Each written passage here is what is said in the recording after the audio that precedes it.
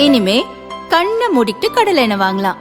ஏன்னா மந்த்ரா கடலை எண்ணெய் இதயத்தின் தயாரிப்பு. வறுக்க பொரிக்க ஏன் எல்லா சமையலுக்கும் மந்த்ரா தான். மந்த்ரா கடலை எண்ணெய், அபார ருசி, ஆரோக்கியமான உடல் நலம்.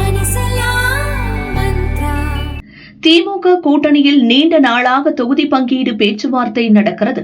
ஆனால் இழுபறி நீடிக்கிறது.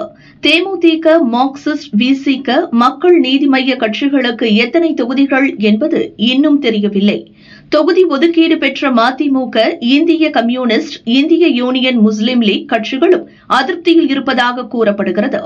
ஆனால் அதிமுக, பாஜக கூட்டணியில் தொகுதி பங்கீடு பேச்சுவார்த்தை துவங்காதது போன்ற ஒரு தோற்றம் இருந்தது.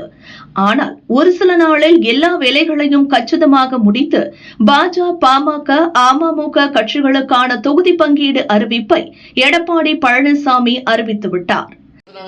எல்லாமே அனைத்து இந்திய அண்ணா திராவிட முன்னேற்ற கழகம் ஆட்சி அமைக்கும், உங்களுக்கு எந்த சந்தேகம் தேவையில்லை.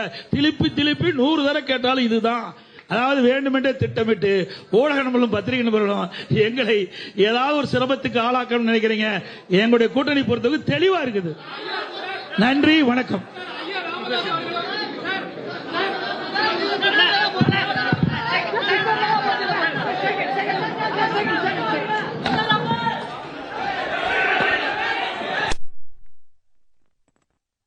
சென்னை அதிமுக தலைமையகத்தில் இன்று மாலை நடந்த நிகழ்ச்சியில் மத்திய அமைச்சர்கள் பியூஷ் கோயல், எல் முருகன் மற்றும் நயினார் நாகேந்திரன், தமிழிசை, அன்புமணி, டிடிவி தினகரன் ஆகிய கூட்டணி தலைவர்கள் பங்கேற்றனர்.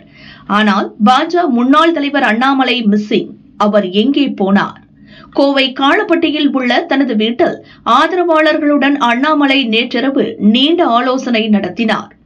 கவுண்டம்பாளையம், சிங்காநல்லூர் சட்டசபை தொகுதிக்கு உட்பட்ட பாஜக இளைஞர் அணியைச் சேர்ந்த நிர்வாகிகள் மட்டும் இன்றி எந்த கட்சியையும் சாராத கோவை இளைஞர்களும் இந்த ஆலோசனை கூட்டத்தில் பங்கேற்றனர்.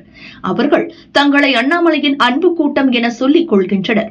சட்டசபை தேர்தல் பிரச்சார வியூகம் குறித்து அவர்கள் ஆலோசித்ததாக தகவல்கள் வெளியாகியுள்ளது.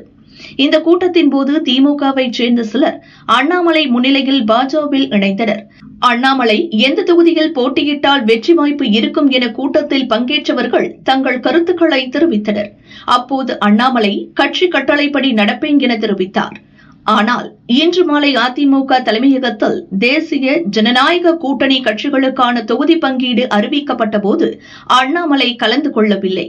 சொந்த வேலை காரணமாக கோவை வீட்டில்தான் அவர் இருந்தார் என அவருக்கு நெருக்கமான வட்டாரங்கள் தெரிவித்தன. மாநில தலைவராக இருந்தபோது அண்ணாமலைக்கும் எடப்பாடி பழனிசாமிக்கும் உரசல் ஏற்பட்டது. பாஜக, அதிமுக கூட்டணி அமைய வேண்டும் என்றால் அண்ணாமலையை தலைமை பதவியிலிருந்து நீக்க வேண்டும் என எடப்பாடி பழனிசாமி நிபந்தனை விதித்ததாகவும், அதைத் தொடர்ந்தே அண்ணாமலையை மாற்றிவிட்டு நயினார் நாகேந்திரனுக்கு தலைவர் பதவி வழங்கப்பட்டதாகவும் முன்பு செய்திகள் வெளிவந்தன. அப்போதிருந்தே அண்ணாமலை பெரிய அளவில் கட்சி பணியில் ஈடுபாடு காட்டவில்லை. அதனால் அவரது ஆதரவாளர்களும் உற்சாகம் இழந்துள்ளனர். அதே நிலை இப்போதும் நீடிப்பதாக பாஜகவில் உள்ளவர்களே கூறுகின்றனர்.